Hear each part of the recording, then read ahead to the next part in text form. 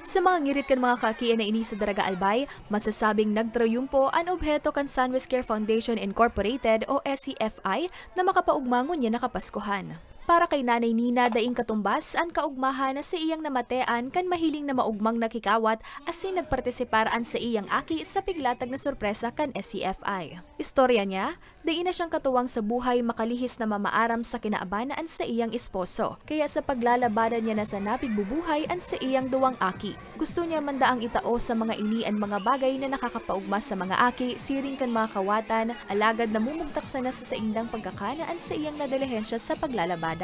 Salamat, tanapili po sa aki ko, ngunyan na aldaw na ini. Kaya lubos pa akong nagpasalamat sa Sunwest. Apisar sa mga pakawat asin food feeding activities sa mga kaakian na nauman ang SCFI nin food pack sa piling pamilya digdi. Siring sa Daraga, ginibo man ang parehong aktibidad sa syudad ng Legazpi, sa Banwaan ng Tiwi, Santo Domingo, Bakakay, Kamalig, asin Ginobatan.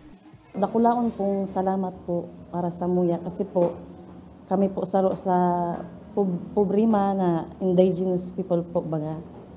Araw po kami po ang arong po ngunyan sa gunyan po. Di pa po naayos kang Bagyong Christine.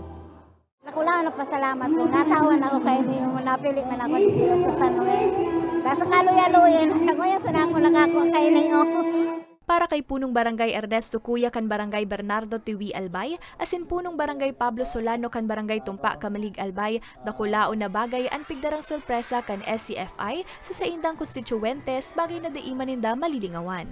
Salamat sa kuya dahil ining mga kaki siyempre na daman ninda talaga so nang ibig sabihin ng Kapaskuhan. So mga nag-aaging bagyo, medyo na problema kami.